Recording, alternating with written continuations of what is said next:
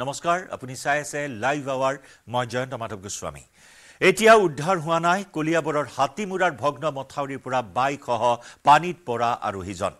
দেওবাৰে নিশা কলিয়াবৰৰ হাতীমুৰাৰ ভগ্ন মথাউৰিৰ পৰা বাইকসহ প্ৰায় 20 ফুট তলত পানীত পৰিছিল বাইক আৰোহী নিশা স্থানীয় ৰাইজৰ সহযোগত জখলাবন্ধা আৰক্ষীয়ে বাইকসহ লোকজনক এপাত জোতা উদ্ধাৰ কৰিবলৈ সক্ষম হ'ল যদিও এতিয়ালৈকে কোনো সংসূত্ৰ পোৱা নাই আৰোহীজনৰ বাইকখনৰ গৰাকী জখলাবন্ধাৰ ৰাঙলুৰ অজয় সিং বুলি জানিব পৰা হৈছে নিশাই লোকজনৰ সন্ধানত অভিযান চলাইছে যদিও সন্ধান উলিয়াবলৈ সক্ষম নহল লোকজনৰ সন্ধানত এই মুহূৰ্তত অভিযান আৰম্ভ কৰিব লোকজন গভীৰ পানীত সোমাই থকাৰ আশংকা কৰিছে স্থানীয় ৰাইজে এছডিআৰএফৰ দলে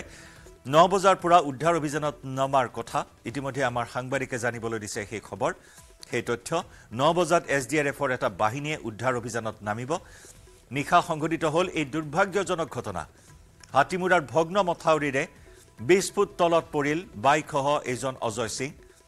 স্থানীয় ৰাইজৰ সহযোগত নিশা অভিযান চলোৱা হ'ল যদিও কোনো সংসূত্ৰ উলিয়াবলৈ সক্ষম নহল বাইকখন পানীৰ পৰা উদ্ধাৰ কৰা হয় পানী জুৱেলিৰ পৰা উদ্ধাৰ কৰা হ'ল যদিও অজয় সিং নামৰ এজন যুৱক এতিয়াও সন্ধানহীন হৈ আছে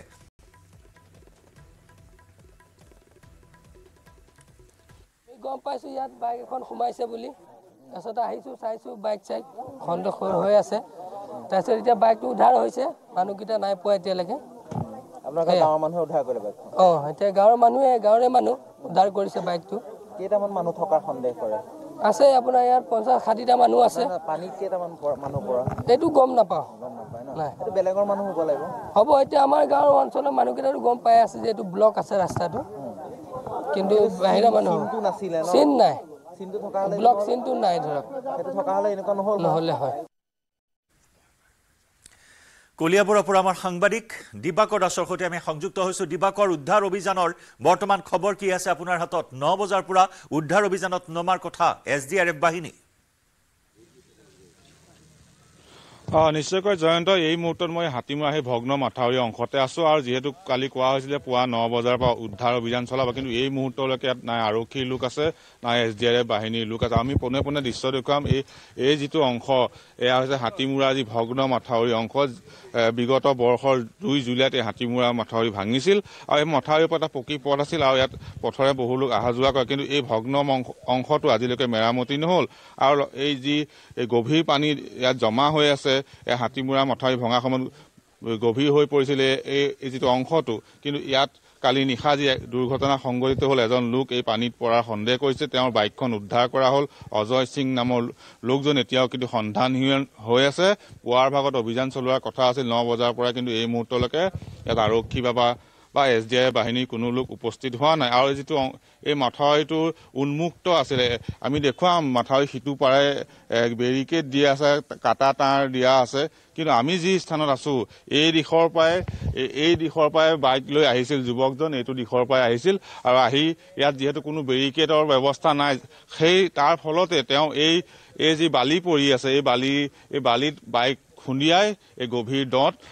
যুৱকজন পৰিছিল আৰু তাৰপিছত বাইকখন উদ্ধাৰ কৰিলে নিশাই স্থানীয় লোকে আৰক্ষী লোক উপস্থিত বাইকখন উদ্ধাৰ কৰিলে কিন্তু সেই লোকজনৰ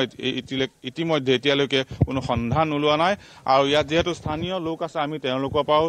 জানিবলৈ চেষ্টা কৰিম গুৰুত্বপূৰ্ণ কথা দুৰ্ভাগ্যৰ কথা যে এতিয়াও আৰক্ষী উপস্থিত হোৱা নাই এতিয়াও এছডিআৰএফ বাহিনীয়ে উপস্থিত হোৱা নাই কিয় ইমান ধৰণৰ এটা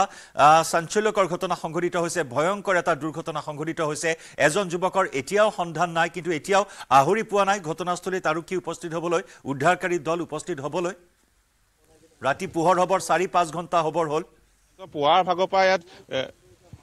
নিশ্চয় জয়ন্ত পুৱাৰ ভাগত বিভিন্ন স্থানৰ লোক আহি যেহেতু কালি এটা দুৰ্ঘটনা সংঘটিত বহু লোক আহি ইয়াত ভিৰ কৰিছে কিন্তু আৰক্ষীৰ লোক বা এছডিআৰএফ বাহিনীৰ লোক কোনো লোক ইয়াত উপস্থিত হোৱা নাই আমি দেখুৱাম এয়া ভগ্ন মাথাউৰি অংশটো এয়া চুইচ গেট এই চুইচ গেটৰ যি ভগ্ন অংশ এই ভগ্ন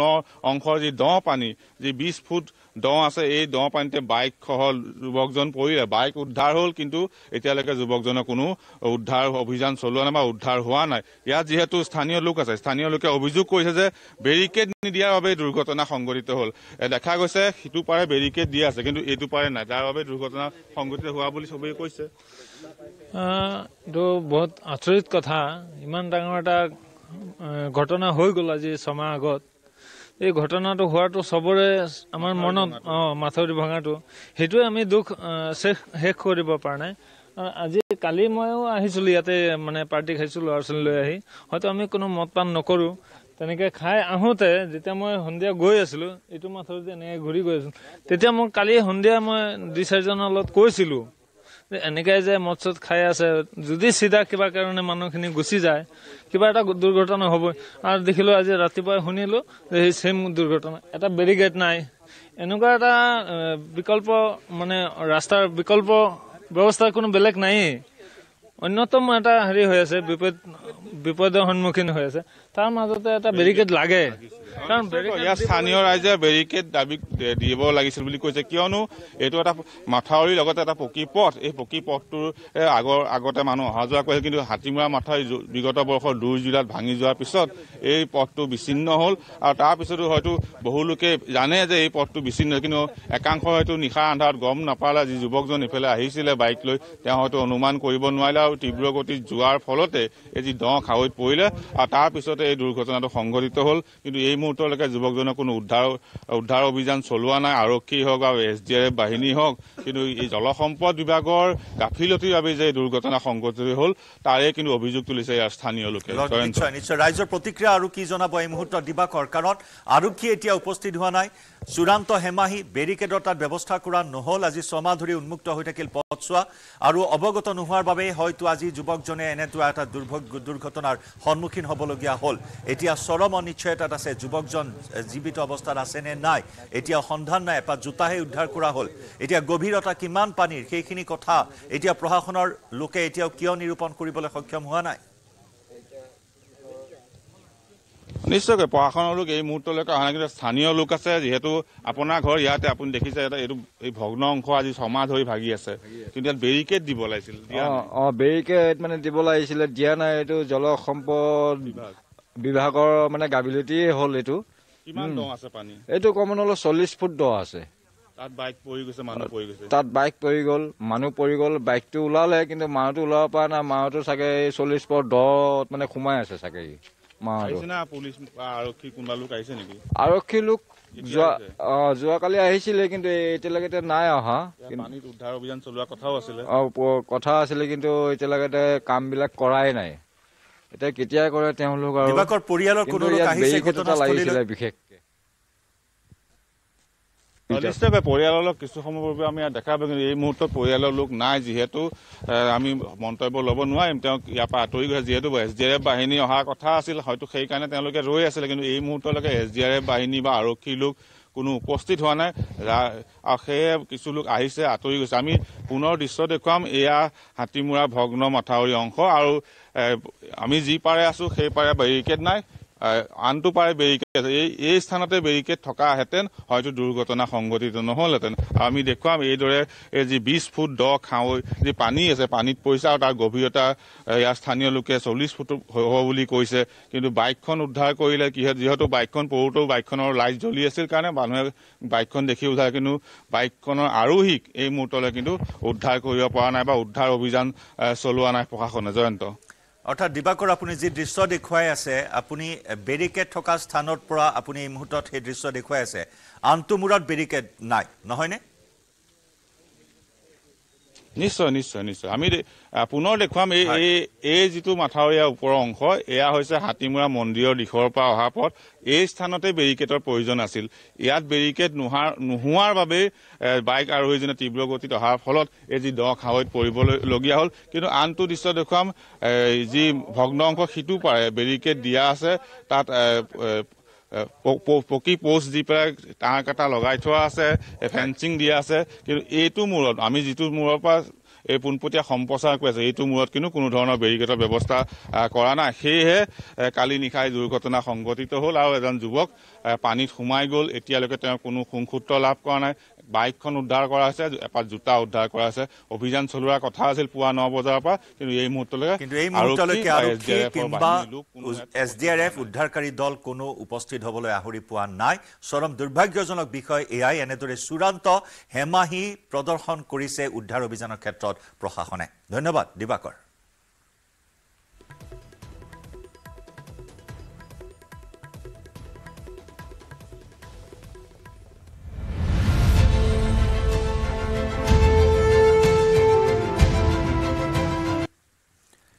আজিৰে পৰা শিৱসাগৰত দুদিনীয়াকৈ অনুষ্ঠিত হ'ব সদৌ অসম ছাত্ৰ সন্থাৰ সাধাৰণ সভা। শিৱসাগৰৰ তলাতল ঘৰৰ বাকৰিত চুকাফা সমন্বয় ক্ষেত্ৰত আছুৰ সাধাৰণ সভা। এই সভাতেই নিৰ্বাচিত হ'ব আছুৰ নতুন সাধাৰণ সম্পাদক। প্ৰায় ৫,০০০ প্ৰতিনিধিয়ে অংশগ্ৰহণ কৰিব সাধাৰণ সভাত। আছুৰ সাধাৰণ সভাৰ বাবে সুন্দৰকৈ সজাই পৰাই তোলা হৈছে চুকাফা সমন্বয় ক্ষেত্ৰ।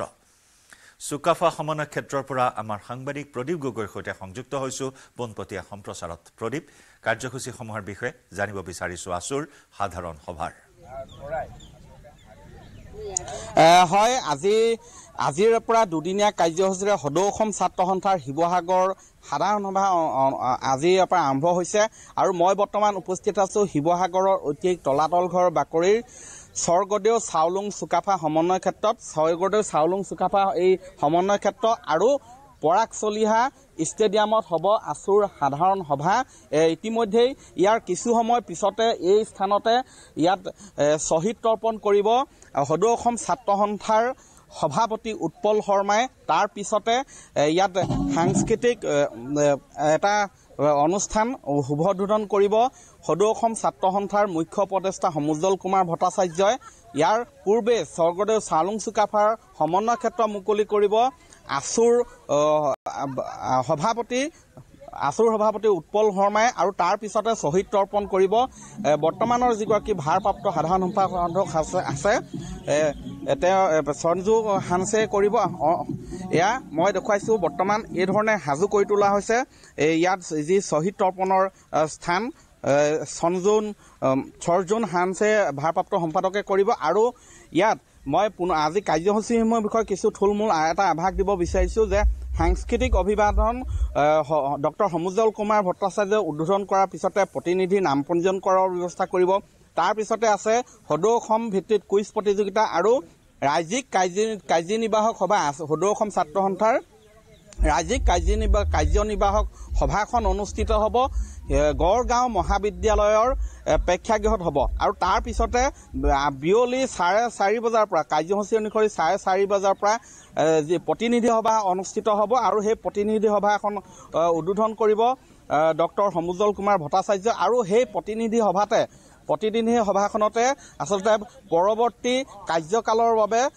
পূৰ্ণাংগ এগৰাকী কাৰ্যকালৰ বাবে আছুৰ সাধাৰণ সম্পাদক নিৰ্বাচিত কৰা হ'ব আৰু যিবিলাক পদ বৰ্তমান খালী হৈ আছে সেই পদসমূহৰ বাবে নিৰ্বাচিত কৰিব। আৰু তাৰ বাবে ইতিমধ্যেই শিৱসাগৰ পৰাগ চলিহা ষ্টেডিয়াম আৰু এই স্বৰ্গদেউ চাওলুং চুকাফা সমন্বয় ক্ষেত্ৰ সম্পূৰ্ণ সাজু কৰি তোলা হৈছে। আৰু লক্ষণীয় বিষয়টো হ'ল যে এই সাধাৰণ সভাত সদৌ অসম ছাত্ৰ সন্থাৰ বিভিন্ন প্ৰান্তত থকা শাখাসমূহৰ প্ৰায় 5,000 প্ৰতিনিধিয়ে অংশগ্ৰহণ কৰিব আৰু এই 5,000 প্ৰতিনিধিক আদৰিবলৈ বৰ্তমান সকলো সাজু হৈছে। ইয়াত এখন বিশাল মঞ্চ ইতিমধ্যেই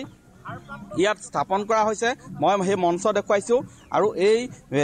স্বৰ্গদেউ চাওলুং চুকাফা সমন্বয় ক্ষেত্ৰত কিছু সময়ৰ পিছতে উদুলুমুদুলি হৈ পৰিব। প্ৰতিনিধিসকল আহিব ইয়াত এই সাধাৰণ সভালৈ আৰু এই সাধাৰণ সভাতে মই পুনৰ কৈছোঁ আছুৰ সদৌ অসম ছাত্ৰ সন্থাৰ সাধাৰণ সম্পাদক নিৰ্বাচিত কৰা হ'ব। বৰ্তমান যিগৰাকী ভাৰপ্ৰাপ্ত সম্পাদক আছে সৰ্জুন হানছে, তেখেতক 4 মাহৰ বাবে আচলতে তেওঁক দায়িত্ব দিয়া হৈছিলে আৰু আজি সাধাৰণ সম্পাদক নিৰ্বাচিত কৰা হ'ব। বৰ্তমান ইয়াত মহিলাসকল আহি উপস্থিত হৈছেহি। তেওঁলোকে ইয়াত কোৰাছ পৰিৱেশন কৰিব। মই দেখুৱাইছোঁ ইয়াতে কিছু সময় পিছত প্ৰথমে হ'ব শ্বহীদ তৰ্পণৰ কথা আমি উল্লেখ কৰিছোঁ এই স্থানতে কৰিব আৰু তাৰ সমান্তৰালকৈ ইয়াত কোৰাছ পৰিৱেশন কৰিব। ইয়াত স্থানীয় মহিলাসকল আছে, উদুলুমুদুলি পৰিৱেশ। বাইদেউ আপোনালোক সাজু হৈ আহিছে? আমি কোৰাছ গাবৰ কাৰণে সাজু হৈ আহিছোঁ। হয়, কেনেধৰণৰ প্ৰস্তুতি বুলি ক'লে আমি গাঁৱৰ অকল আমাৰ এই অঞ্চলৰে নহয়, বৃহত্তৰ আমাৰ সোণাৰী, ডিমৌ, শিমলুগুৰি আদিৰ পৰা আমাৰ ছাত্ৰ ছাত্ৰীসকল গাড়ীৰে আহি আছে আৰু বিভিন্ন প্ৰান্তৰ পৰা আইসকল আহি আছে কোৰাছ আমাৰ সংগীত পৰিৱেশন কৰিবৰ কাৰণে। ক'ৰ পৰা আহিছে? আমি ওচৰৰে জয়সাগৰৰে। হয়, আপোনালোকে কি কাৰ্যসূচী কৰিব? আমি এতিয়া ইয়াত কোৰাছ পৰিৱেশন কৰিম, যি শ্বহীদ তৰ্পণ হ'ব আৰু পতাকা উত্তোলন হ'ব। সেই দুই ঠাইতে আমি 2টা কোৰাছ পৰিৱেশন কৰিম। অলপ পিছতে চলি আছিলে। হয়, অকণমান মনত আছে নেকি? আছে, অকণমান গাই দিব। যিটো প্ৰথমৰটো জননীৰ সন্তান জাগা জাগা জাগা শক্তিমান জাগা মাতৃপ্ৰাণ জনগা শক্তিমান জাগা মাতৃপ্ৰাণ জননীৰ সন্তান জাগা। হয়, এনেধৰণে সাজু হৈছে সকলো। তেওঁলোকে ইয়াতে পতাকা উত্তোলন কৰিব, শ্বহীদ তৰ্পণ কৰিব। মই দেখুৱাইছোঁ ইয়াতে কিছু সময় পিছতে আহি উপস্থিত হ'বহি সদৌ অসম ছাত্ৰ সন্থাৰ মূল বিষয়ববীয়াসকল। আৰু এই মই পুনৰ জনাইছোঁ, প্ৰথমে স্বৰ্গদেউ চাওলুং চুকাফা সমন্বয় ক্ষেত্ৰ উদ্বোধন আৰু তোৰণ মুকলি কৰিব শ্ৰী শ্ৰী উজনিয়াল সত্ৰ সত্ৰাধিকাৰ লক্ষীকান্ত মহন্তই। তাৰপিছতে পতাকা উত্তোলন কৰিব সদৌ অসম ছাত্ৰ সন্থাৰ পতাকা উত্তোলন কৰিব উৎপল শৰ্মাই আৰু শ্বহীদ তৰ্পণ কৰিব ভাৰপ্ৰাপ্ত সাধাৰণ সম্পাদক সৰ্জুন হানছে। তাৰ পিছতে যি সাংস্কৃতিক অভিবাদন মুকলি কৰিব ডক্টৰ সমুজ্জ্বল কুমাৰ ভট্টাচাৰ্য, মুখ্য উপদেষ্টা সদৌ অসম ছাত্ৰ সন্থা। আমি ধন্যবাদ জ্ঞাপন কৰিছোঁ আপোনাক। আমি পৰৱৰ্তী সময়ত পুনৰ সংযুক্ত হ'ম। বাংলাদেশক দি অহা সকলো সাহায্য আৰু অনুদান বন্ধ কৰিলে আমেৰিকাই। আমেৰিকাৰ শাসন ক্ষমতা ডোনাল্ড ট্ৰাম্পৰ হাতলৈ যোৱাৰ পিছতে এই সিদ্ধান্ত গ্ৰহণ কৰে মাৰ্কিন প্ৰশাসনে। দ্বিতীয়বাৰৰ বাবে আমেৰিকাৰ ৰাষ্ট্ৰপতি পদত অধিষ্ঠিত হোৱাৰ পিছতে বাংলাদেশ সন্দৰ্ভত গুৰুত্বপূৰ্ণ সিদ্ধান্ত গ্ৰহণ কৰে আমেৰিকাই। 20 জানুৱাৰীৰ পৰা কাৰ্যকৰী হোৱাকৈ এটা নিৰ্দেশ জাৰি বিদেশী ৰাষ্ট্ৰলৈ সাহায্য আৰু অনুদান বন্ধ কৰাৰ কথা ঘোষণা কৰে মাৰ্কিন প্ৰশাসনে। এই নিৰ্দেশৰ অধীনত বাংলাদেশলৈ আগবঢ়াই থকা সকলো সাহায্য আৰু অনুদান বন্ধ কৰি দিয়া হয়। বিশ্বৰ কেৱল ইজৰাইল আৰু ইজিপ্তলৈহে আমেৰিকাই অব্যাহত ৰাখিছে অনুদান আৰু সাহায্য। বিদেশ সচিব মাৰ্কো ৰুগিঅই এই সন্দৰ্ভত মন্তব্য কৰে যে অনতিবিলম্বে বিদেশী ৰাষ্ট্ৰলৈ আগবঢ়োৱা সাহায্য আৰু অনুদান সন্দৰ্ভত এখন প্ৰতিবেদন যুগুতাই উলিওৱা হ'ব আৰু সেই প্ৰতিবেদন ৰাষ্ট্ৰপতিলৈ প্ৰেৰণ কৰা হ'ব। ট্ৰাম্পৰ এই নিৰ্দেশৰ অধীনতেই মাৰ্কিন যুক্তৰাষ্ট্ৰৰ হৈ কাম কৰি থকা সকলো সংস্থাই বাংলাদেশলৈ যোগান ধৰি থকা সাহায্য আৰু অনুদান তথা উন্নয়নমূলক কাম বন্ধ কৰি দিছে। বিদেশী ৰাষ্ট্ৰীয় আগবঢ়োৱা সাহায্য আৰু অনুদান বন্ধ কৰি মাৰ্কিন প্ৰশাসনে ঘোষণা কৰে যে আমেৰিকাৰ স্বাৰ্থ আৰু মূল্যবোধৰ সৈতে বিদেশী ৰাষ্ট্ৰক অনুদান আৰু সাহায্য প্ৰদানৰ কোনো সম্পৰ্ক নাই। এনে অনুদান লাভ কৰি বিদেশী ৰাষ্ট্ৰসমূহে বিশ্ব শান্তি ভংগৰ দিশত কাম কৰি আছে। লগতে তেনে ৰাষ্ট্ৰসমূহে নিজৰ ৰাষ্ট্ৰৰ লগতে চুবুৰীয়া ৰাষ্ট্ৰৰ সৈতে মিলা প্ৰীতি বিঘ্নিত কৰিছে। আমেৰিকাৰ ৰাষ্ট্ৰপতিয়ে বিদেশ নীতিৰ পৰিপন্থী হৈ পৰা কোনো আঁচনিকেই ভৱিষ্যতলৈ চলাই ৰখা নহ'ব বুলি ঘোষণা কৰিছে। নকলেও হ'ব যে আমেৰিকা যুক্তৰাষ্ট্ৰৰ এই সিদ্ধান্তই বাংলাদেশৰ ইউনুছ চৰকাৰক কাৰ্যত মৃত্যু গহ্বৰলৈ ঠেলি দিব। মাৰ্কিন যুক্তৰাষ্ট্ৰই বাংলাদেশত চলাই থকা সাহায্য আঁচনি এছিয়াৰ ভিতৰতে সৰ্ববৃহৎ। খাদ্য, স্বাস্থ্য, শিক্ষা আৰু পৰিৱেশ প্ৰকল্পৰ লগতে প্ৰশাসনীয় আৰু গণতন্ত্ৰ ৰক্ষাৰ ক্ষেত্ৰতো মাৰ্কিন যুক্তৰাষ্ট্ৰই বৃহৎ অনুদান আগবঢ়াই আহিছে। ৰোহিংগ্যা সংকটৰ ক্ষেত্ৰতো আমেৰিকাই বাংলাদেশক বৃহৎ পৰিমাণৰ মানৱীয় সাহায্য আগবঢ়াই আহিছে। সেয়াই নহয়, বাংলাদেশৰ বস্ত্ৰ উদ্যোগৰ ক্ষেত্ৰতো আমেৰিকাৰ সাহায্যৰ পৰিমাণ লক্ষণীয়। আমেৰিকাৰ অৰ্থ সাহায্যৰে বাংলাদেশে চলাই আছে ৰোহিংগ্যাৰ শিবিৰ। 2024 চনৰ ছেপ্টেম্বৰ মাহত আমেৰিকাই বাংলাদেশক প্ৰায় $20 কোটি সাহায্য আগবঢ়ায়। 2021 চনৰ বাংলাদেশ আৰু মাৰ্কিন যুক্তৰাষ্ট্ৰৰ মাজত হোৱা চুক্তি অনুসৰি 2026 চনৰ ভিতৰত বাংলাদেশক প্ৰায় $95 কোটি মাৰ্কিন ডলাৰ সাহায্য আগবঢ়োৱাৰ কথা আছিল। বাংলাদেশে ইতিমধ্যে ইয়াৰ 42.5 কোটি মাৰ্কিন ডলাৰৰ সাহায্য লাভ কৰিছে। লক্ষণীয় যে বিগত বৰ্ষত ইউনুছ চৰকাৰে বিশ্বৰ বিভিন্ন দেশক 500 কোটি টকাৰ সাহায্য আগবঢ়োৱাৰ বাবে আবেদন জনাইছিল। তদুপৰি আন্তঃৰাষ্ট্ৰীয় মুদ্ৰা নিধিক 470 কোটি টকাৰ বেইল আউট পেকেজ বিচাৰিও আবেদন জনাইছিল।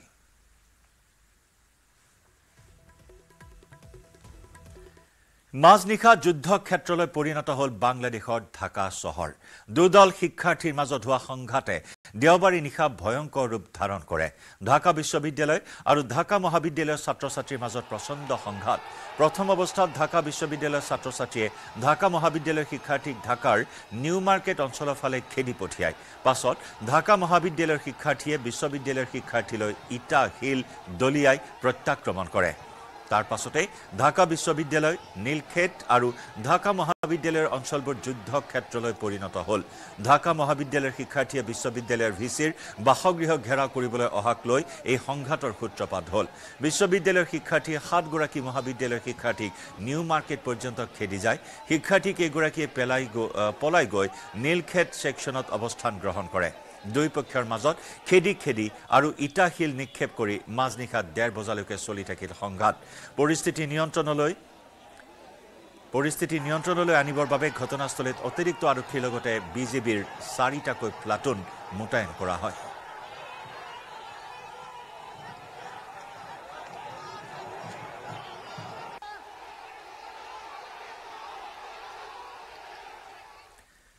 ত্ৰিপুৰাৰ ধৰ্মনগৰৰ ভাৰত বাংলাদেশ সীমান্তত উত্তেজনা 0 পইণ্টত প্ৰৱেশ কৰি ভাৰতীয় নাগৰিকক প্ৰহাৰ বাংলাদেশীৰ কেৱল মাৰপিট কৰাই নহয় চোকা অস্ত্ৰেৰে আক্ৰমণ কৰি হত্যা কৰাৰ চেষ্টা কৰিলে দুজন ভাৰতীয়ক পিছত আহত 2 ভাৰতীয় নাগৰিকক সংকটজনক অৱস্থাত চিকিৎসালয়ত ভৰ্তি কৰোৱা হয় ধৰ্মনগৰৰ কৈলাশহাৰৰ হীৰাচৰা অঞ্চলৰ ভাৰত বাংলাদেশ আন্তঃৰাষ্ট্ৰীয় সীমান্তত সংঘটিত হয় এই ঘটনাক লৈ সীমান্তত তীব্ৰ উত্তেজনা বিৰাজ কৰে কৈলাশহাৰৰ ইৰানী থানাৰ অন্তৰ্গত হীৰাচৰা এডিসি গাঁৱৰ 1 নম্বৰ ৱাৰ্ডৰ বাসিন্দা জমিৰ আলী আৰু ইৰানী গ্ৰাম পঞ্চায়তৰ 3 নম্বৰ ৱাৰ্ডৰ বাসিন্দা কৰিম আলীক 10-12 জনীয়া বাংলাদেশীৰ এটা দলে আক্ৰমণ কৰে কৰিম আলী আৰু জমিৰ আলী 2 ভাতৃ আৰু পেছাত কৃষক প্ৰতিদিনৰ দৰে সীমান্তত কাম কৰি থকা অৱস্থাত বাংলাদেশীয়ে আক্ৰমণ কৰে 2 কৃষক ভাতৃক পয়েন্টে আমরা জায়গা জমিন আছে পান ক্ষেত আছে ধান ক্ষেত আছে আমরা ডেইলিও যাই কার জমাতে গেইটো তো কালকে পরশু 2-3 গেছি না আজকে গেছি গিয়া যাচ্ছি আমরা বড়ুয়াদান বড়ুয়াবাসরা খাইয়া খেতে করছে পাঞ্জিমে খেতে করতে পান টান সরিয়া নিছি গিয়া পরে আমরা কাজটা সরিয়া আসার সময় নিচে কয়েকজন মানুষ কয়ে আমরা এখানে নিষেধের জমা কাজ করতাম না করি আমরা এরকম আক্রমণ করিয়া মারধর করছে কয়ে আমরা এখানে যাইতাম না কাজ করতাম না তো আমরা কইলাম তোমরা বাংলার মানুষ তোমরা আমরা নিষেধ ওখানে আমরা জায়গাতে আমরা কাজ করতাম তো কয়ে আমরা এখানে যাইতাম না কাজ করতাম না এরকম করি আমরা কয়েকজনে আক্রমণ করিয়া মারধর করছে ভাৰতলৈ প্ৰৱেশ ঘটিয়েই আছে বাংলাদেশী অনুপ্ৰৱেশকাৰীৰ শেহতীয়াকৈ অবৈধ বাংলাদেশী ভাৰতত প্ৰৱেশ কৰা এটা ভাইৰেল ভিডিঅ' তীব্ৰ চৰ্চা লাভ কৰিছে পশ্চিম গাৰো পাহাৰৰ গিলাগৰা সীমান্ত গাঁৱৰ মাজেৰে অনায়াসে ভাৰতত প্ৰৱেশ কৰিছে 8 বাংলাদেশী নাগৰিকে এই আমি দেখুৱাইছো এক্সক্লুসিভ দৃশ্য ইয়া নিউজ 18ৰ পৰ্দাত বাংলাদেশী অনুপ্ৰৱেশকাৰীৰ ইয়া দৃশ্য দেখিবলৈ পোৱা হৈছে সীমান্ত সুৰক্ষা বাহিনীৰ গাফিলতিৰ বাবে এনেদৰে ভাৰতত প্ৰৱেশ কৰিয়েই আছে অবৈধ বাংলাদেশীয়ে যাৰ বাবে দক্ষিণ গাৰো পাহাৰ জিলাৰ সভাপতি আৰু সম্পাদকে মেঘালয় গৃহমন্ত্ৰীলৈ পত্ৰ প্ৰেৰণ কৰি সমস্যা সমাধানৰ বাবে আহ্বান জনাইছে বিশেষকৈ ভাৰত বাংলা সীমান্তৰ গিলাগৰা গাঁৱত সীমান্ত সুৰক্ষা বাহিনীৰ সংখ্যা বৃদ্ধি কৰাৰ লগতে সিসি কেমেৰা স্থাপন কৰিবলৈ দাবী জনাইছে ইয়াৰ উপৰিও বাংলাদেশী অনুপ্ৰৱেশকাৰীৰ বিৰুদ্ধে কঠোৰ ব্যৱস্থা গ্ৰহণ সীমান্ত সুৰক্ষা বাহিনীৰ কৰ্তব্যত গাফিলতিৰ তদন্ত আৰু দোষী সাব্যস্ত হোৱাসকলৰ বিৰুদ্ধে অনুসন্ধানমূলক ব্যৱস্থা গ্ৰহণৰ বাবে দাবী জনাইছে গাৰো পাহাৰ জিলাৰ সভাপতি আৰু সম্পাদকে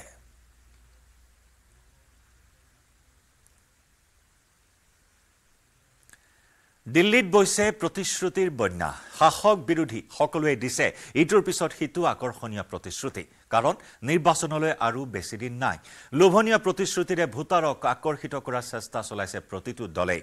ইটোতকৈ সিটো চৰা প্ৰতিশ্ৰুতিৰে প্ৰচাৰ তুংগত তুলিছে ৰাজনৈতিক দলসমূহে কি শাসকীয় আপ কি বিজেপি কি কংগ্ৰেছ সকলোৰে মুখত এতিয়া দিল্লী উন্নয়নৰ বাৰ্তা তিনিওটা দলে দৰিদ্ৰ মধ্যবিত্ত মহিলা যুৱ চামৰ বাবে দিছে লোভনীয় আঁচনিৰ প্ৰতিশ্ৰুতি মুঠতে দিল্লীৰ মসনদ নিজৰ হাতলৈ আহিলে মূলত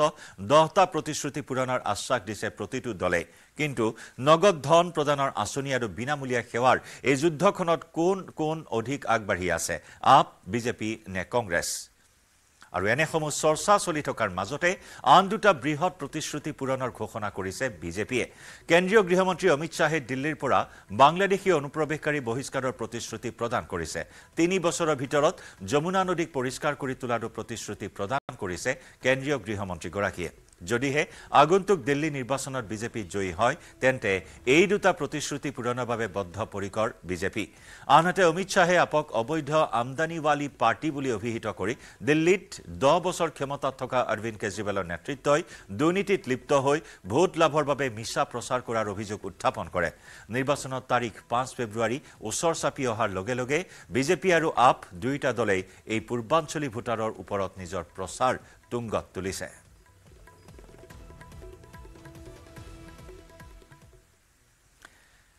সুদীৰ্ঘ 18 বছৰৰ মূৰত ৰাষ্ট্ৰীয় ক্ৰীড়াত অংশগ্ৰহণ কৰিবলৈ উত্তৰাখণ্ডত উপস্থিত অসমৰ ফুটবল দল 18 বছৰ পূৰ্বে 2007 চনত গুৱাহাটীত অনুষ্ঠিত ৰাষ্ট্ৰীয় ক্ৰীড়াত চেম্পিয়ন হৈছিল অসমৰ দলটো ইয়াৰ পিছতে ৰাষ্ট্ৰীয় ক্ৰীড়ালৈ যোগ্যতা অৰ্জন কৰিব পৰা নাছিল 18 বছৰৰ মূৰত ৰাষ্ট্ৰীয় ক্ৰীড়ালৈ যোগ্যতা অৰ্জন কৰি উত্তৰাখণ্ডত অনুষ্ঠিত হ'বলগীয়া ৰাষ্ট্ৰীয় ক্ৰীড়াত অংশগ্ৰহণ কৰিব দলটোৱে তাৰকা সমৃদ্ধ অসমৰ দলটোক লৈ আশাবাদী অসমৰ প্ৰাক্তন ফুটবলাৰ দলটোত আছে তাৰকা খেলুৱৈ দীপু মিৰ্ধা প্ৰজ্ঞান সুন্দৰ গগৈ নবীন ৰাভা মিলন বসুমতাৰী বিষ্ণু বৰদলৈকে ধৰি কেইবাগৰাকীও তাৰকা খেলুৱৈ ৰাষ্ট্ৰীয় ক্ৰীড়াত অসমৰ গ্ৰুপত আছে গোৱা উত্তৰাখণ্ড আৰু মিজোৰাম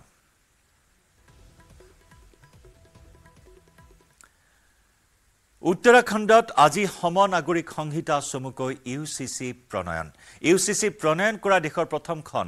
ৰাজ্য হিচাপে পৰিগণিত হ'ব উত্তৰাখণ্ড দিনৰ 12:30 বজাত মুকলি হ'ব পৰ্টেল মুখ্যমন্ত্ৰী পুষ্কৰ সিং ধামীয়ে সচিবালয়ত মুকলি কৰিব এই পৰ্টেলটো সমনাগৰিক সংহিতা অনুসৰি সমলিংগ বিবাহ বহু বিবাহ বাল্য বিবাহত নিষেধাজ্ঞা সকলো নাগৰিকৰ বাবে একেই আইন স্বামী বহুগামী হলে পত্নীয়ে বিচাৰিব পাৰিব বিবাহ বিচ্ছেদ 2022 চনৰ নিৰ্বাচনী প্ৰচাৰত বিজেপিয়ে সমনাগৰিক সংহিতা প্ৰণয়নৰ প্ৰতিশ্ৰুতি প্ৰদান কৰিছিল প্ৰতিশ্ৰুতি অনুসৰি আজি ৰাজ্যখনৰ কেইবাটাও বিৰোধী দল আৰু ধৰ্মীয় সংগঠনে সমনাগৰিক সংহিতাৰ বিৰোধিতা কৰি অহা সত্ত্বেও আজিৰ পৰা প্ৰণয়ন হ'ব আইনখন আইন প্ৰণয়নৰ সকলো আনুষ্ঠানিকতা ইতিমধ্যে সম্পূৰ্ণ হৈছে আইন বলবতৰ ক্ষেত্ৰত চৰকাৰী বিষয়ববীয়াৰ প্ৰশিক্ষণো সম্পূৰ্ণ হৈছে সমনাগৰিক সংহিতা অনুসৰি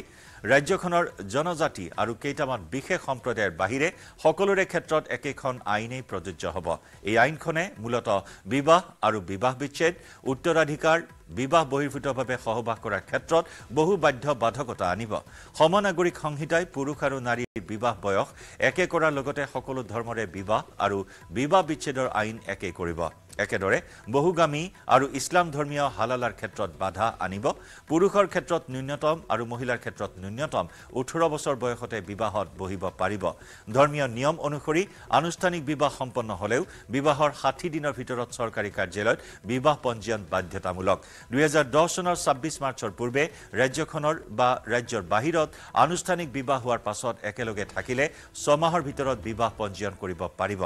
অৱশ্যে এনে দম্পতিৰ ক্ষেত্ৰত বিবাহ পঞ্জীয়ন বাধ্যতামূলক নহয় हमने नई सरकार के गठन होते ही सबसे पहले यूसीसी लाने की समस्त औपचारिकताओं को पूरा किया अब तमाम औपचारिकताएं पूरी होने के बाद एक्ट बनकर तैयार हो गया सारी चीजें हो गई मंत्रिमंडल से मंजूरी मिल गई प्रशिक्षण की भी जो प्रशिक्षण की जो कार्रवाई है वह भी हमारी लगभग पूरी हो गई है और जो प्रधानमंत्री जी का संकल्प है कि भारत एक समरस भारत बने भारत दुनिया का सिरमौर भारत बने उसमें एक आहुति उत्तराखंड के लोगों की भी है कि उत्तराखंड ने हिंदुस्तान की आजादी के बाद पहला राज्य होने का गौरव देवभूमि उत्तराखंड को मिल गया है कि हम सभी के लिए किसी का लिंग का भेद नहीं होगा किसी जाति का नहीं होगा किसी पंथ का नहीं होगा किसी समुदाय का नहीं होगा और हम सबके लिए एक समान कानून जो भारत के संविधान के अनुच्छेद 44 में जिसका प्रावधान है उसको हम यहाँ 27 जनवरी 2025 में लागू करने जा रहे हैं গণতন্ত্ৰ দিৱস উপলক্ষে দবকাত আয়োজন কৰা ক্ৰিকেট খেলত প্ৰচণ্ড মাৰপিট গুৰুতৰভাৱে আহত হ'ল এজন খেলুৱৈ গণতন্ত্ৰ দিৱস উপলক্ষে দবকাৰ ৰাজবাৰীত আয়োজন কৰা হৈছিল ক্ৰিকেট খেলত হঠাৎ এটা সিদ্ধান্তক কেন্দ্ৰ কৰি আৰম্ভ হ'ল প্ৰচণ্ড মাৰপিটত আশৰাফুল হুছেইন নামৰ এজন খেলুৱৈ সংকটজনক অৱস্থাত বৰ্তমান চিকিৎসাধীন হৈ আছে তাত তিনিটা লৰাই খুব বেছিকে মাৰপিট কৰিছে বৰ্তমান লাইফ কেয়াৰত সেন্সলেছ হৈ আছে ইতিমধ্যে এজাহাৰ দিয়া হৈছে খেলৰ এটা ভুল বুজাবুজি লৈ 4-6 লৈ কিবা এটা লৈ উত্তেজনাৰ সৃষ্টি হৈছে পিছত ইকবাৰ হুছেইন নামৰ ল'ৰা এটাই এনেকে দাঙি পেলাই ঠেকেচা মাৰি মানে পথাৰত পেলাই দিছে বিনা প্ৰশাসনৰ বিনা অনুমতিত 8টা দলত ক্ৰিকেট খেল যোগদান কৰিছিলে তাতে মোৰ বাগিন এটা 15 বছৰীয়া বাগিন এটা মানে এম্পায়াৰৰ ডিচিশন এটা ভুল বুজাবুজিত এইটোত মানে ইমান মাৰিছে ইকবাল হুছেইন নামৰ ল'ৰাটোৱে আৰু বেছি মাৰিছে সাহিত্য সভাৰ ৭৭তম পাঠশালা অধিৱেশনলৈ মাজত মাথো 4টা দিন বাকী সাহিত্য সভাৰ অধিৱেশনৰ অন্যতম হ'ব বিশেষ সাংস্কৃতিক শোভাযাত্ৰা এক প্ৰকাৰ উদুলি মুদুলি পৰিৱেশৰ সৃষ্টি হৈছে ভট্টদেৱ ক্ষেত্ৰত প্ৰদৰ্শনী বিজ্ঞান মেলা বজালিহাট মূল মঞ্চমণ্ডপ তোৰণ ইত্যাদি সজাই তুলি সম্পূৰ্ণ কৰিবলৈ উঠি পৰি লাগিছে সকলোৱে সাহিত্য সভাৰ এখন অন্যতম আৰু ব্যতিক্ৰম অধিৱেশন কৰি তুলিবলৈ চেষ্টাৰ ত্ৰুটি ৰখা নাই আদৰণী সমিতিয়ে সাহিত্য সভাৰ অধিৱেশন পৰিচালনাৰ ৫৬খন উপসমিতি গঠন কৰি দায়িত্ব দিয়া হৈছে আমি পাঠশালাত অনুষ্ঠিত হ'বলগীয়া পাঠশালা সাহিত্য সভাৰ ৭৭তম দ্বিবাৰ্ষিক অধিৱেশনৰ অহা 2 ফেব্ৰুৱাৰী তাৰিখে ৰাতিপুৱা 10 বজাত এটি বৰ্ণাঢ্য কাৰ্যসূচীৰে সাংস্কৃতিক শোভাযাত্ৰা আৰম্ভ হ'ব আৰু এই শোভাযাত্ৰাৰ জৰিয়তে আমি নৱনিৰ্বাচিত মাননীয় সাহিত্য সভাৰ সভাপতি মহোদয়ক এই ভট্টদেৱ ক্ষেত্ৰলৈ আদৰি আনিম আমাৰ শোভাযাত্ৰাটোত অসমৰ বাৰেৰহণীয়া সংস্কৃতিৰ লগতে বজালীৰ যি সংস্কৃতিৰ ঐতিহ্য লগতে অসমীয়া ভাষাৰ যি গৌৰৱ উজ্জ্বল ইতিহাস এই সকলোখিনি উপস্থাপন হ'ব আমি আশা ৰাখিছোঁ প্ৰায় 15,000 লোক এই শোভাযাত্ৰাত সমবেত হ'ব আৰু অসমবাসী ৰাইজক এটি একক আৰু অনন্য শোভাযাত্ৰা আমি উপহাৰ দিব পাৰিম বুলি আশা প্ৰকাশ কৰিছোঁ অসম সাহিত্য সভাৰ ৭৭তম অধিৱেশনলৈ লক্ষ্য ৰাখি পাঠশালাত দেখিবলৈ পোৱা হ'ল এক বিশেষ দৃশ্য পাঠশালা নগৰত ব্যৱসায়িক প্ৰতিষ্ঠানসমূহে নিজৰ প্ৰতিষ্ঠানসমূহ পাতল নীলা ৰঙেৰে উজ্জ্বলাই তোলা পৰিলক্ষিত হৈছে উল্লেখযোগ্য যে সাহিত্য সভাৰ আদৰণী সমিতিৰ সভাপতি তথা কেবিনেট মন্ত্ৰী ৰঞ্জিত কুমাৰ দাসে পূৰ্বতে পাঠশালাবাসীক আহ্বান জনাইছিল এক নগৰ এক ৰং নীতি পালন কৰি পাঠশালাক পাতল নীলা ৰঙেৰে পৰিচিত কৰিবলৈ মন্ত্ৰীগৰাকীৰ আহ্বানলৈ সঁহাৰি জনাই এনেদৰে প্ৰতিখন দোকানত পাতল নীলা ৰঙেৰে ৰং কৰা পৰিলক্ষিত হৈছে কাৰণ এইটোৱে যে আদৰণী সমিতিৰ সন্মানীয় সভাপতি শ্ৰীযুত ৰঞ্জিত কুমাৰ দাসদেৱে এটা আহ্বান জনাইছিল সকলোকে যে এখন নগৰ এটা ৰং এনেধৰণৰ এটা আহ্বান ৰাখিছিল আৰু সেই আহ্বানৰ প্ৰতি সঁহাৰি জনাইছে ভাল লাগিছে আজি পাঠশালাৰ পৰিৱেশ দেখি সকলোৱে লাগি গৈছে আজি ৰাতিপুৱাৰ পৰা আমি বিভিন্ন বিপণীত কালাৰ দি থকা আমি সকলো ৰঙৰ মিস্ত্ৰীসকলক দেখিছোঁ আৰু সকলো বিপণীতে প্ৰায় দিবলৈ আৰম্ভ কৰিছে গতিকে ইয়ে এটা পাঠশালাখনৰ এটা সুকীয়া মাত্ৰা বহন কৰিছে বুলি মই এটা অনুভৱ কৰিছোঁ ভক্তৰ সমাৱেশেৰে উদুলি মুদুলি ৰঙিয়াৰ তুলসীবাৰী ঐতিহ্যমণ্ডিত গৰখীয়া গোপাল মাৰুলী থানৰ ৪১ সংখ্যক বাৰ্ষিক উপলক্ষে ৰাজ্যৰ ভিন্ন প্ৰান্তৰ পৰা সমাগম ঘটিছে ভক্তপ্ৰাণ ৰাইজৰ 3দিনীয়া কাৰ্যসূচীৰে অনুষ্ঠিত হৈছে বাৰ্ষিক মহোৎসৱ ধৰ্মীয় শোভাযাত্ৰা নাগাৰা নামৰ কাৰ্যসূচীটো স্বতঃস্ফূৰ্তভাৱে অংশগ্ৰহণ কৰিছে ভক্তপ্ৰাণ ৰাইজে ভক্তৰ বাবে ১০০টা চৌকাত ৩০০ ৰান্ধনীয়ে প্ৰস্তুত কৰিছে ভোগ সুবিশাল পথাৰত শ ভক্তই গ্ৰহণ কৰিছে ভোগ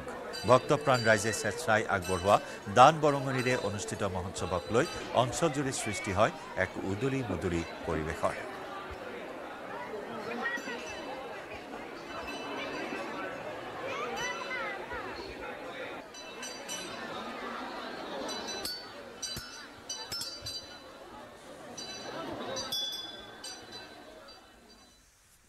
ইফালে উত্তৰ পূৰ্বাঞ্চলৰ সৰ্ববৃহৎ ধৰ্মীয় অনুষ্ঠান শ্ৰীমন্ত শংকৰদেৱ সংঘৰ অধিৱেশনত জিলিকিব পেৰিছৰ আইফেল টাৱাৰ শংকৰদেৱ সংঘৰ ৯৪ সংখ্যক অধিৱেশনক লৈ যোৰহাটৰ এৰাতলি পথাৰত পুনৰ জনাইছো যোৰহাটৰ এৰালতলি পথাৰত যুদ্ধগতিত চলিছে প্ৰস্তুতি প্ৰায় ১২০০ বিঘা মাটিত বিশাল মণ্ডপত ৫০ লাখ ভকত বৈষ্ণৱক আদৰিবলৈ সাজু হৈছে সংঘৰ সেৱক বৃন্দ অনুষ্ঠান সাফল্যমণ্ডিত কৰি তুলিবলৈ বিভিন্ন প্ৰান্তৰ প্ৰাথমিকসমূহতো আই বাপসকলে চলাইছে প্ৰস্তুতি টিয়কৰ সোণাৰী নপমুৱা গাঁৱত অধিৱেশনত প্ৰদৰ্শন কৰিবলৈ নিৰ্মাণ কৰিছে পেৰিছৰ আইফেল টাৱাৰৰ প্ৰতীকী ৮০ ফুট উচ্চতা আৰু ৩০ ফুট বহল এই টাৱাৰটো নিৰ্মাণ কৰিবলৈ প্ৰায় এমাহ প্ৰয়োজন হৈছে আৰু ১০০ৰো অধিক বাঁহৰ প্ৰয়োজন হৈছে প্ৰস্তুতি সন্দৰ্ভত আগবঢ়াইছো টিয়কৰ পৰা আমাৰ সাংবাদিক দিগন্ত হাজৰিকাৰ বিশেষ প্ৰতিবেদন উত্তৰ পূৰ্বাঞ্চলৰ সৰ্ববৃহৎ ধৰ্মীয় অনুষ্ঠান শ্ৰীমন্ত শংকৰদেৱ সংঘৰ আজি ৯৪ সংখ্যক বাৰ্ষিক অধিৱেশন সেই অধিৱেশনক লৈ ইতিমধ্যে পূৰ্ণগতিত প্ৰস্তুতি চলিছে এৰালতলী পথাৰৰ 1200 বিঘা ভূমি ইতিমধ্যে আচলতে এইকেইটা দিনত কেৱল মাত্ৰ গুৰুজনাৰ সৃষ্টিৰাজিৰ গুণানুকীৰ্তন চলিছে সকলো ইয়াতে 50 লাখ ভকত বৈষ্ণৱক আদৰিবলৈ এৰালতলী পথাৰত ব্যাপক প্ৰস্তুতি চলিছে কিন্তু সমান্তৰালভাৱে এই যি আচলতে যিসকল আচলতে সেৱকী তেওঁলোকৰ কাৰণে এয়া যেহেতু এটা অত্যন্ত হৃদয়ৰ এটা অনুষ্ঠান আৰু এই অনুষ্ঠানটোৰ কাৰণে প্ৰতিসমূহ গাঁওসমূহতো ব্যাপক উৎসাহ দেখিবলৈ পোৱা গৈছে কিমান দিনৰ পৰা এই কামটো কৰি থকা হৈছে এইটো আজিৰ পৰা 20 দিনৰ পৰা কামটো আৰম্ভ কৰা হৈছে হয় এইটো কি হ'ব আৰু কিমান ওখ হ'ব আৰু ক'ত সংস্থাপিত কৰা হ'ব আমাৰ প্ৰদৰ্শনীৰ মূল বস্তু হিচাপে আমি বনোৱা হৈছে হয় আৰু আপোনাৰ ইয়াৰ ওখ হ'ব 80 ফুট বহল হ'ব 30 ফুট 80 ফুট ওখ আৰু বহল 30 ফুট হ'ব মই এগৰাকী দেউতাক দেখিছো দেউতা কাম পুৰা চলি আছে প্ৰস্তুতি যেহেতু পালেহি এৰালতলী পথাৰৰ আমাৰ 23 24 25 26 তাৰিখে হয় গতিকে তাৰ কাৰণে আমাৰ এইটো এখন গেটৰ আয়োজন কৰা হৈছে হয় আৰু ইয়াত আমাৰ এই এজন আমাৰ প্ৰাথমিকৰ এজন শিল্পীক দায়িত্ব দিছে শিল্পীয়ে সেই কমিটিৰ লগত কথা বতৰা পাতি লৈ এইটো তাৰ বনাবলৈ আৰম্ভ কৰিছে আৰু গাঁওখনতো মানে একদিন অধিৱেশনক লৈ ৰাইজৰ মাজত উৎসাহ আৰু আমি প্ৰতিনিধি শিবিৰ বনাবলৈ গৈছো তাৰ লগতে 3 দিন প্ৰতিনিধি শিবিৰ গৈ পেলাই আমি বনাই আহিলো তাত অলপ নৰাচৰা পাইবৰ কাৰণে অলপ থাকি আহিছে আজি কিছু সংখ্যক নৰা পাইবলৈ গৈছে আমাৰ এইখিনি সংখ্যকে ইয়াত কাম কৰি আছে ইয়াত কিছু সংখ্যকে কাম কৰি আছে মহিলাসকল আছে মই তেওঁলোকে খুব সুন্দৰকৈ যেহেতু হৰিনাম জুৰি লৈ ইতিমধ্যে তেওঁলোকে কাম কৰি আছে অকমান আগলৈ আহিলে সুবিধা হ'ব আহক খুব ধুনীয়াকৈ আপুনি আহোঁতে দিহানাম জুৰি আছিলে অকণমান গাই দিলে ভাল লাগে সকলোৱে একেলগে নামৰ নৌকাখনি হৰি নামৰ বঠা হৰি নামৰ বঠা বৈকুণ্ঠলৈ যোৱা যদি নামৰ নৌকাত উঠা নামৰ নৌকাত উঠা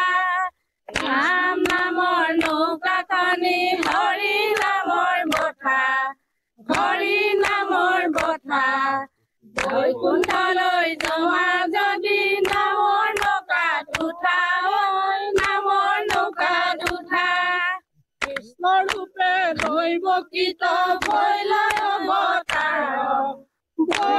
অৱতাৰ শংখ চক্ৰ গদা পদ্ম কৰত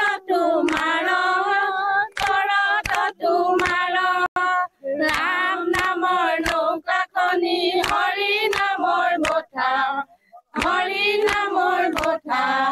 বৈকুণ্ঠলৈ যোৱা যদি নামৰ নৌকাত উঠা নামৰ নৌকাত উঠা ধন্যবাদ জনাইছো আপোনালোকক